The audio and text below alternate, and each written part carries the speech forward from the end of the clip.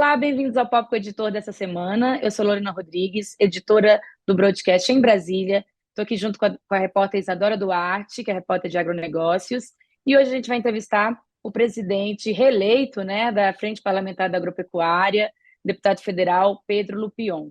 Presidente, obrigada por aceitar nosso convite. Eu que agradeço o convite, prazer poder falar com vocês. Deputado, eu queria já começar perguntando sobre a sua reeleição ali, né, como presidente da Frente Parlamentar do Agro, uma das frentes parlamentares mais importantes do Congresso hoje. O senhor foi reeleito nessa terça-feira por unanimidade. Queria saber aí qual é que vai ser a prioridade desse seu novo mandato a partir de 2025 até 2027. Qual que é a pauta número 1 da FPA?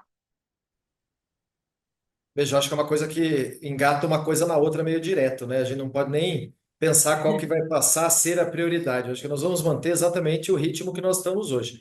É um ritmo que tem sido empreendido aí de muito trabalho, muita dedicação aqui em Brasília. Entregamos muito nesses últimos 2 anos. Acho que foi o período em que o nosso setor mais conseguiu avançar nas pautas congressuais, né? Trabalhando dentro da Câmara, dentro do Senado, através da presença da agora senadora Tereza Cristina lá no Senado, nós conseguimos dar um ritmo diferente para a bancada lá no Senado também.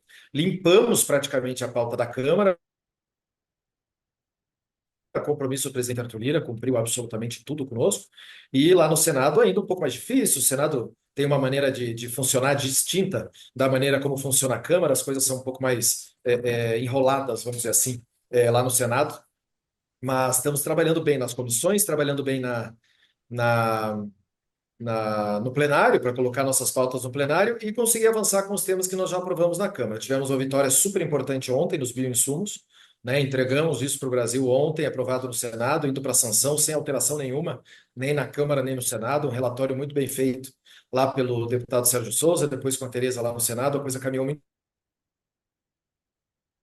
bem, e agora vai para a sanção presidencial, um tema que era preocupante, super importante, bem como outros temas que estão em voga aí, como a questão da reforma tributária, que nós trabalhamos muito na Câmara e que deve sair um relatório aí logo, logo, esse relatório do Senado, que eu particularmente ainda não vi. Segundo relatos e fofocas aí, 60% mantido, 40% alterado, mas não sei ainda referente ao nosso setor como é que ficou isso, precisamos receber essas informações para ver o que a gente vai fazer na Câmara. Nós avançamos também com aquela questão do mercado de carbono, entregamos as questões de energias renováveis, né, o PATEM, a transição energética, né, também é o combustível do futuro. Trabalhamos muito bem nessas pautas, inclusive falava há pouco numa homenagem aqui do deputado Donaldo Jardim, o grande responsável por esse tema aqui dentro da nossa bancada e dentro do Congresso. E assim vamos, entre muitas batalhas conceituais do setor, avançando nas pautas e conseguindo entregar resultados positivos. Presidente, boa tarde. Seu primeiro mandato foi marcado pelo avanço de pautas importantes para o agro. O senhor citou aí alguns temas que avançaram, mas também foi marcado por uma forte oposição da bancada ao governo Lula. O que podemos esperar deste segundo mandato na relação da bancada da agropecuária com o executivo? Dadora, o que eu sempre respondo para todos que fazem essa pergunta, o deputado Pedro Lupion tem uma posição ideológica muito clara de oposição a esse governo. Eu discordo de 99% das coisas que ocorrem no governo e vou continuar criticando. Como presidente da Frente Parlamentar da Agropecuária, eu tenho que tomar mais cuidado, tenho que conseguir transitar melhor aqui por Brasília. Mas, toda vez que o governo der motivos para a gente fazer oposição, nós vamos fazer. Como também, quando o governo se posicionar corretamente e tiver avanços para o setor, nós vamos, respeitar e principalmente cumprimentá-los e elogiá-los pela atitude. Eu, semana passada, fiz isso. Na reação da questão da França, o ministro Favaro foi muito bem. Foi muito bem, se posicionou muito bem, no timing correto, conseguiu mostrar bastante a insatisfação do setor como um todo, do governo como um todo. Então, aí naquele momento nós elogiamos e eu disse claramente para todo mundo ouvir que parabenizava o ministro Fávaro pela atitude que teve. Agora, tem situações que não dá para concordar, né? Por exemplo, esse pacote fiscal aí que está chegando agora no Congresso, estamos extremamente preocupados. Preocupados porque trata da apropriação de créditos devidos aos produtores, trata da apropriação de créditos devidos aos exportadores, melhor dizendo. Nós teremos um problema seríssimo de inflação, de retração econômica, o nosso custo de produção é todo lastreado em dólar, nós precisamos enfrentar a questão do aumento de custo de produção, ainda tendo que enfrentar a possibilidade e a necessidade de mantermos a nossa competitividade. Então, são vários temas aí que a gente precisa se posicionar claramente para defender os interesses do setor produtivo. E aí não é o interesse pessoal do deputado, é da frente parlamentar que só existe para representar esse público, né? Esse setor, esse segmento. Então, a questão de oposição ou de situação, acho que é algo que a gente já superou há bastante tempo, né? Vão aí 2 anos desse governo. É, a questão da necessidade de haver uma reforma fiscal é extremamente importante. Há essa necessidade, mas há necessidade de demonstrações mais contundentes por parte do governo nas questões, principalmente, de diminuir o tamanho da máquina, diminuir o déficit público, diminuir o tamanho do gasto para que a gente possa fazer investimento. Se a gente continuar com o dólar nas alturas do jeito que está, taxa Selic aumentando, nós vamos retrair investimento, isso vai aumentar a inflação vai significar lá no bolso do cidadão comum. Essa pesquisa que saiu hoje, por exemplo, da Quest, mostrando que 90% do mercado financeiro não confia na agenda econômica, é algo extremamente substancial e que tem que ser encarado muito fortemente. Presidente, pois é, essa questão do pacote de gastos que o senhor já citou, né? O agro, então, não gostou, né? A bancada do agro no Congresso não gostou do jeito que o pacote está desenhado, porque o senhor mesmo acabou de cobrar, o setor produtivo cobra bastante, que a equipe econômica, que o governo faça uma revisão fiscal, que faça uma contenção de gastos, mas quando chegou o pacote e veio mexer na questão de subsídios ao agro, de limitação de incentivos tributários aí condicionado ao superávit nas contas públicas, parece que não agradou o setor. Por que esse assunto preocupa tanto o agro? Qual o risco dessa medida para o setor do agro? Bom, primeiro que a gente não pode falar em subsídio, né? Vamos começar por aí a nossa conversa. Subsídio é o que a gente encontra na maioria dos nossos concorrentes que efetivamente recebem para produzir. Não é o nosso caso. O que a gente tem é um pouco de equalização de juros e nós temos sim diferenciações tributárias, principalmente na importação dos insumos agropecuários. E esse é o grande ponto de preocupação. Os nossos insumos são importados. Nós dependemos mais de 90% de insumos importados quando a gente fala de fertilizantes e de defensivos, por exemplo. E isso vai aumentar o custo. Por mais que o exportador exporte também com um dólar mais alto, a grande maioria do agro brasileiro não é o agroexportador, é o agro da economia interna, do mercado interno, que só vai ver os seus insumos agropecuários aumentando o preço. Primeiro, quando fala da possibilidade de não criar, ou não fomentar, ou não expandir, ou não manter diferenciações tributárias, nós temos uma ampla cadeia que precisa ser respeitada e precisa ser estudada, ou seja, o governo, a Receita precisam se debruçar sobre todos os elos da cadeia produtiva para chegar lá no supermercado. A hora que chega o feijão lá no supermercado, significa toda a cadeia que ele passou e o que teve de diferenciação tributária nisso, quais os elos que foram necessários, a questão dos combustíveis, a questão de maquinário, a questão de mão de obra, também a questão dos insumos que eu já citei, isso tudo tem custo, né? Quando a gente está no meio de uma reforma tributária, em que nós estamos brigando tanto, enfrentando tantas dificuldades para manter o setor competitivo, e é isso que a gente tem avançado, não pode vir, de repente, uma nova medida do governo, e pelo que eu li há pouco, eu li rapidamente uma notícia, parece que tiraram o pé já da medida provisória ou da PEC que viria em relação a essa questão da, oh, meu Deus, desse pacote financeiro, vamos dizer assim, desse pacote de contenção de gastos, justamente porque eu estou vendo um déjà vu aí daquela época da MP do fim do mundo, lá da 1227, apropriação de créditos, falta de respeito com aqueles que produzem, da geração de empregos. Então, gera bastante preocupação para a gente conseguir entender de fato se o governo quer ou não quer conter gastos para poder permitir o crescimento. Conter gastos não é transferir a conta da irresponsabilidade com as contas públicas para o setor produtivo. Conter gastos é cortar na carne e conter situações exageradas de fato, como o tamanho da máquina pública. Por isso que a gente sempre defendeu uma reforma administrativa antes de qualquer outra. Não adianta nada querer fazer reforma fiscal se não tiver uma reforma administrativa. Para ficar o Estado do tamanho que está, uma gastança gigantesca, um déficit primário impressionante, e ainda ter que ouvir dizendo que as coisas estão indo muito bem e que agora as coisas vão se resolver. Não se resolve assim, não é simplesmente votando um papel lá no Congresso que a gente vai resolver o problema econômico do Brasil. Vamos lá, é um ciclo, né? É uma bola de neve. Dólar alto, sobe juro, aumenta a inflação, retrai a economia, diminui o consumo, e assim a gente vai vendo uma fórmula que tem tudo para dar errado, infelizmente. Presidente, e haverá uma resposta da bancada do agro em relação a esse tema da revisão de subsídios e da limitação da compensação de créditos tributários? Esse trecho pode ser suprimido via emenda parlamentar ou será buscada uma articulação com o governo? Veja, essa questão de diferenciações tributárias, ou de créditos tributários, ou de diferenciações, principalmente nessas importações de insumos, está à base de toda a produção agropecuária brasileira. Não tem como produzir no Brasil se a gente não criar independência dessa importação de insumos. Hoje, isso é impossível, por causa de licenciamento ambiental, por causa da localização das jazidas. Aliás, a gente deveria ser autossuficiente em fertilizante já há muito tempo. Temos tamanho para isso, mas encontramos uma burocracia gigantesca.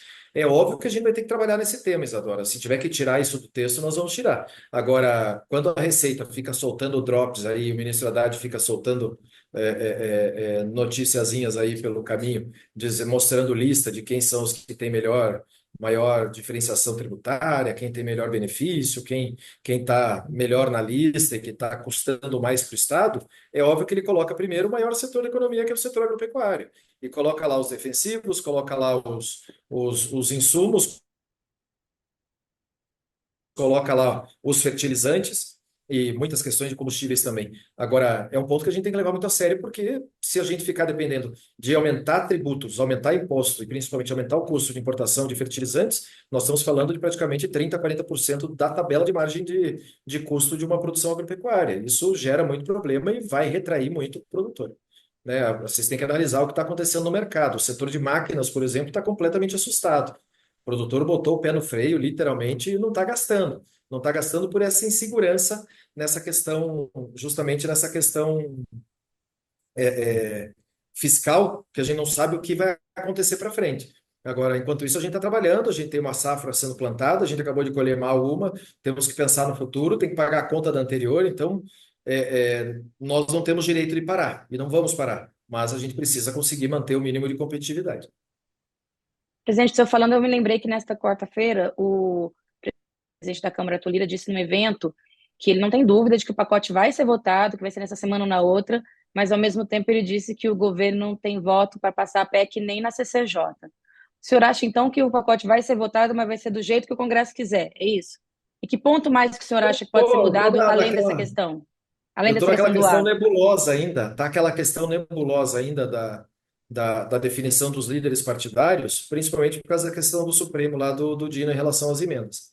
Ia Então a perguntar coisa está isso. nada, assim, ninguém sabe o que vai acontecer, ninguém sabe a pauta que vem. Ontem, por exemplo, não tivemos pauta, tivemos uma misturança ali de temas que estavam parados, mas nada de relevante de fato, né? Então, entender como que vai ser a reação do presidente Arthur, ele estava em São Paulo, não consegui falar com ele para entender qual será esse caminho. E esse pacote fiscal não dá para simplesmente chegar no plenário e votar, né? A gente precisa de muito debate, de muita articulação. E o governo é isso que você disse, né? O governo é zero de articulação política, zero, zero. Não tem maioria para absolutamente nada. Tanto que está votando agora. Enquanto eu estou falando com vocês aqui, eu olhei para o celular algumas vezes, porque está votando o CCJ agora, a questão dos empréstimos BNDES, que o governo não conseguiu segurar nem retirada de pauta. Então, a gente precisa entender qual vai ser o caminho desse pacote fiscal para entender quais são as prioridades também, porque ao mesmo tempo que eles querem que a gente analise isso, tem uma reforma tributária vindo aí, porque é um canhãozão que precisa ser todo analisado de volta. Então, tem muito tema pela frente, sem esquecer que nós não fechamos o ano, não saímos ainda de recesso e não fechamos os trabalhos do Congresso sem votar a LDO, que é o orçamento do ano que vem, que vai depender de todas essas outras medidas. Então, são 2, 3 semanas aí, duas praticamente, de muita intensidade aqui em Brasília. A LDO tinha que ter sido votada até julho, né, presidente? Não estamos falando da LOA, estamos falando da LDO lá de julho. Exatamente. Presidente, o senhor citou a decisão do ministro Flávio Dino, do STF, sobre as emendas parlamentares, e gerou insatisfação de alguns parlamentares com o tema, né?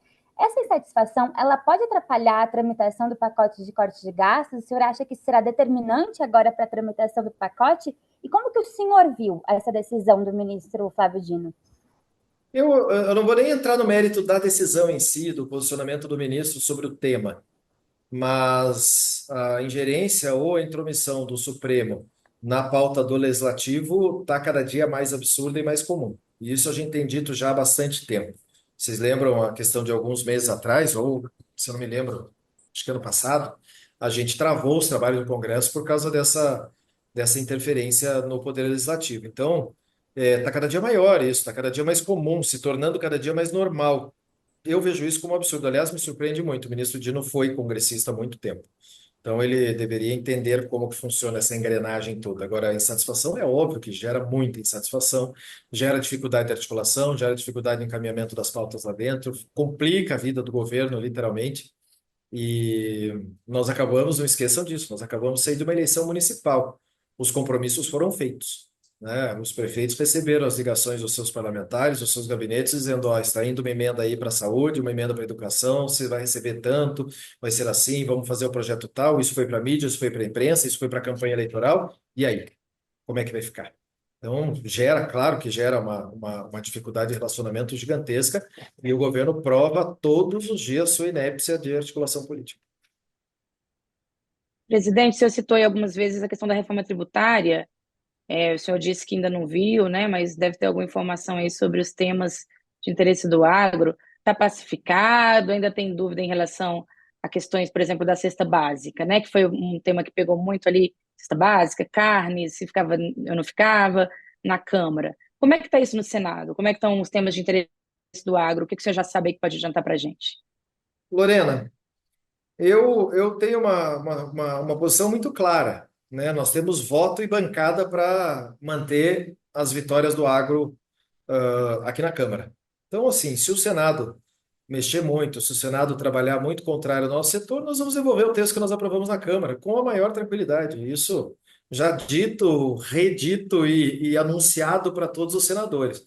Então, não consigo entender que haja um tipo de provocação desse tamanho em relação ao posicionamento da Câmara. E essa questão da cesta básica, vamos lembrar, eu fui autor do PLP, que colocou proteína na cesta básica. Nós fomos até o último minuto da votação dizendo que a gente ia colocar carne. De repente, o governo viu que seria derrotado, o relator sobe na tribuna dizendo que o presidente pediu, que o governo queria. Tem problema. O importante é o resultado final. De repente, o que eles vão dizer? Que no Senado a bancada do governo entendeu que o presidente não quer mais, é isso? E daí na Câmara a gente vai ter que fazer de novo? Então, acho que estamos seguros em relação a isso, sabe?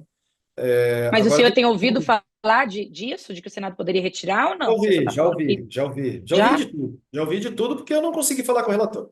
Né? Marcamos algumas vezes, ele teve um problema sério de saúde, foi internado um tempo, acabou desmarcando. Eu fui para a COP, viajei, fui lá para a COP, para as questões do agro lá em Baku, voltei. Então, assim, a ministra Tereza que está conduzindo o nosso trabalho lá pelo Senado, ela, o senador Zequinha, os nossos outros membros, tem passado uma posição tranquila. Vamos ver. Vamos ver. É importante lembrar que não se resume à cesta básica, né? Nós tivemos vários, né? A redução de 60% do tributo, isenção para a produção de alimentos, questão dos insumos, a questão do imposto seletivo, são muitos temas aí que a gente tem conseguido conduzir em relação à reforma e que são importantes ser mantidos para que ela seja neutra para o produtor e para a produção primária. Se o Senado retirar as carnes da cesta básica isenta, a Câmara pode incluir de novo? Como que está essa Pode. articulação? É PEC, né? É ping-pong. Pode sim, a gente faz. Desculpa. A gente pode resolver isso na Câmara fazendo a votação do relatório que foi da Câmara, isso, escolhendo o relatório da Câmara, não do Senado. Certo. Um outro tema que a gente tem nessas últimas semanas do ano, que o senhor citou, inclusive, é o orçamento do governo federal para 2025, né? O relatório preliminar da LDO foi aprovado nesta quarta. Como a Lorena citou, a LDO já deveria ter sido aprovada até julho, então tem um atraso.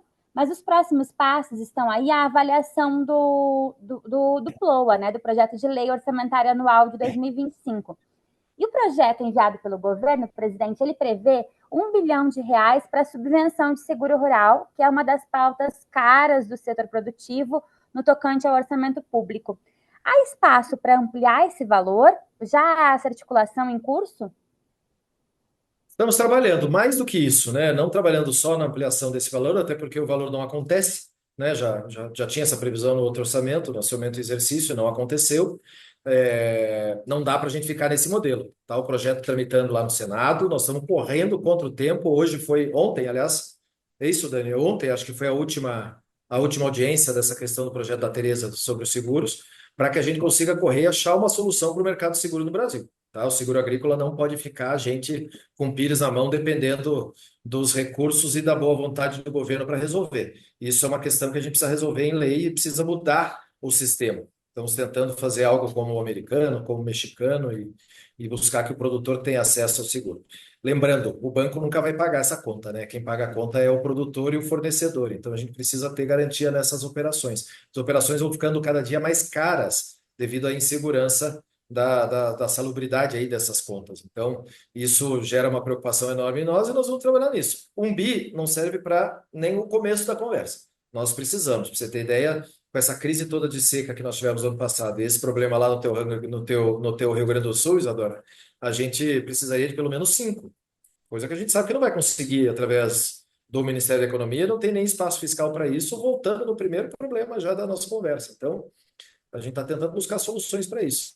E também, obviamente, de ver quanto que vai ser a equalização de juros, porque vamos lá, o governo gosta de alardear bastante, 400 bilhões para plano safra e tal, quando o que custa para o governo é a equalização de juros. Essa equalização de juros é o que custa para conseguir juro mais barato lá no banco, nas operações, que será pago, ou seja, não é dinheiro de graça, né? Estamos falando aí em 13,5 no ano, 16 no outro, tentando chegar num patamar aí que nós entendemos que o necessário seria em torno de 25. Não vai acontecer também, não temos essa expectativa, mas a gente precisa mostrar qual é o tamanho da demanda. Lembrando que essas linhas subsidiadas, principalmente as melhores, né, essas que têm o juro equalizado, elas acabam muito rápido, depois de uma semana, 2 semanas. Então a gente precisa, além disso, buscar as questões de infraestrutura, para não ouvir o que eu ouvi lá nos Estados Unidos, no SDA, dizendo o seguinte: vocês querem ser os grandes players mundiais de commodities, controlar o mercado de grãos no mundo, como que vocês querem fazer isso se a armazenagem de vocês é um caminhão indo para o porto, que vocês não têm nem onde pôr? Vocês não têm irrigação, tem que depender do tempo, chover ou não chover, para conseguir resolver. Isso tudo são questões de infraestrutura que aumentam ou diminuem a nossa competitividade. E que a gente gostaria que num orçamento, num plano safra, a gente conseguisse colocar programas importantes de irrigação, de armazenagem, de tecnificação do campo, de internet rural, a possibilidade do agro 4.0, 5.0 agora falando. Então, são vários temas aí que custam dinheiro e que a gente sabe a limitação que a gente tem orçamentária hoje devido à má condução do gasto público. Presidente, queria falar um pouquinho agora de uma questão mais política. A FPA teve uma relação mais próxima agora nessa legislatura, nos mandatos dos atuais presidentes, com o Arthur Lira, acelerou alguns projetos setoriais, né, a bancada do agro. Ao mesmo tempo, ali no Senado foi um pouquinho mais difícil, digamos assim, com o presidente Rodrigo Pacheco. Agora, no ano que vem, vai ter uma nova eleição para a mesa, né, das duas casas. Ontem vocês apoiaram ali oficialmente, né, nesta terça-feira, o candidato Hugo Mota, que é o candidato à presidência da Câmara e é o grande favorito. Eu queria saber se vai ter um apoio desse também ali no Senado para o grande favorito, que é o Davi Alcolumbre, senador Davi Alcolumbre. Deve ser na semana que vem, Lorena, essa oficialização, né? Não há o candidato apresentado. O presidente Davi é membro da FPA, inclusive. Ele tem conhecimento de causa. Quando o deputado era da nossa bancada, super atuante aqui, estava sempre andando para cima e para baixo com a nossa turma aqui, nos ajudando. E eu espero que no Senado a gente consiga ter um enfrentamento dos nossos temas um pouco mais ágil. Tá? Existe hoje no presidente Rodrigo Pacheco um perfil diferente. O presidente Rodrigo, não demérito algum a ele quanto à condução da pauta, mas ele tem a questão de não desagradar nenhum lado, tentar ser habilidoso de ambos e buscar esses entendimentos. O presidente Davi tem um perfil completamente diferente, né? Nós já visto a presidência da CCJ, que ele está lá com a PEC 48, por exemplo, do marco temporal, super favorável. Então, são temas aí que a gente consegue, acredito que a gente consiga fazer esses compromissos, como fizemos com o Hugo Mota, para que sejam cumpridos no Senado e a gente consiga avançar lá também. No Senado, então, o senhor acha que vai ter uma relação melhor do que agora com o Pacheco e na Câmara? Como é que vai ser? Com o Lira, vocês tiveram uma parceria tranquila, né? Presidente Arthur cumpriu tudo que combinou com a gente, sempre privilegiou nossas pautas e não tenho dúvida que o Hugo fará a mesma coisa, até porque o Hugo é daqui, né? O Hugo é de dentro da FPA, né? Está sempre junto com a gente. Então, Eu, particularmente, tenho amizade pessoal com ele, a gente consegue ter um acesso direto no dia a dia. Acho que as coisas vão caminhar muito bem. Que não depende só dele também, né? A gente tem que ver quem vai ser presidente da CCJ, quem vai ser presidente da comissão, como é que vão andar as coisas lá dentro, quem vão ser os líderes partidários, esses blocos todos, como é que vão ficar. Mas ele tem compromisso conosco, sim. Presidente, e com o Judiciário? Considerando que o STF está aí em uma audiência de conciliação sobre o marco temporal para demarcação de terras indígenas, com uma proposta de apresentar um anteprojeto de lei sobre o tema ao Congresso em relação à lei que já foi aprovada pelo próprio Congresso, né? Qual a expectativa de relação em 2025? Isadora, eu acho que assim, a tua pergunta já é o grande problema. A gente não pode ter expectativa de relação do legislativo com o judiciário. Cada poder tem que estar no seu quadrado e tem que fazer a sua função. Função de legislar e de representar a população é, em alguns casos, do executivo, mas principalmente do legislativo.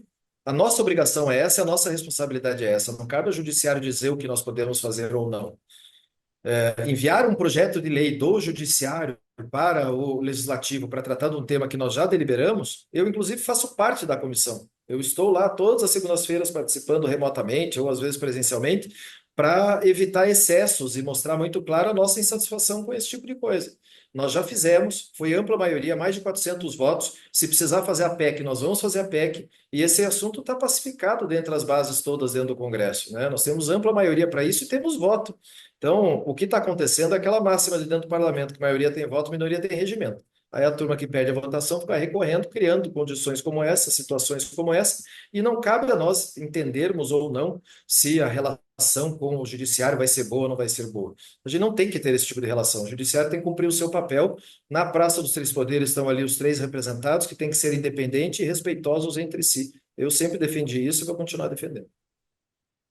Presidente, a gente já está com o nosso tempo aqui no finalzinho, mas eu queria fazer uma última pergunta, que é sobre aquele projeto de lei, da lei de reciprocidade ambiental, que proíbe que o Brasil proponha ou assine acordos internacionais em que o país seja exigido a adotar medidas mais duras na área ambiental do que é cumprida por outras nações. Foi um tema ali que ganhou bastante urgência, ganhou urgência mesmo, né, no plenário depois da crise do Carrefour, mas esfriou. Eu queria saber se o senhor acha que isso vai para frente ou se foi só ali no meio da polêmica mesmo, e que se isso pode ser discutido no âmbito do acordo Mercosul-União Europeia, se o senhor acha que o acordo Mercosul-União Europeia vai ser concluído ou não. Bom, vou tentar responder as tuas 35 minuto. perguntas aí, vamos lá. Não esfriou, não, a pauta está quente, é um tema super importante. O presidente Arthur adotou para si essa pauta. Nós aprovamos a urgência do projeto do Tião Medeiros, que será todo modificado para ser apensado no projeto do senador Zequinha, relatado pela senadora Tereza dentro do Senado, que já está mais avançado. A reciprocidade que nós queremos é que as exigências impostas a nós sejam cumpridas pelos nossos mercados. Pelos nossos clientes, vamos dizer assim, ou pelos nossos concorrentes. Nós vamos trabalhar muito fortemente nisso. E quanto ao acordo Mercosul-União Europeia ou União Europeia-Mercosul, acho que a votação na França mostrou bem como é que está esse caminho. Não vejo o bloco europeu hoje tendo condições políticas de avançar rapidamente com isso. Vamos ver o que é que acontece do lado lá para a gente impor as nossas regras do lado aqui. Para nós do agro significa o quê? Possibilidade de abrir mais mercados, mas principalmente que eles respeitem a maneira como nós produzimos, porque nós temos o mínimo que em país nenhum do mundo exige de 20% de preservação ambiental, e nós sabemos da nossa responsabilidade. A responsabilidade socioambiental do agro brasileiro é levada a sério, cumprida à risca, e é por isso que nós estamos em mais de 280 mercados do mundo. Ufa! Ai. Muito obrigada, presidente, por ter acelerado nesse finalzinho. Muito obrigada pela entrevista. Queria agradecer também a Isadora Duarte, que fez aqui a entrevista comigo, ao Cláudio da Luz, que fez aí a nossa ponte técnica, e aos assinantes do Broadcast. Presidente, obrigada mais uma vez. Obrigado, gente. Parabéns, meninos, pelo trabalho aí. Obrigada, presidente.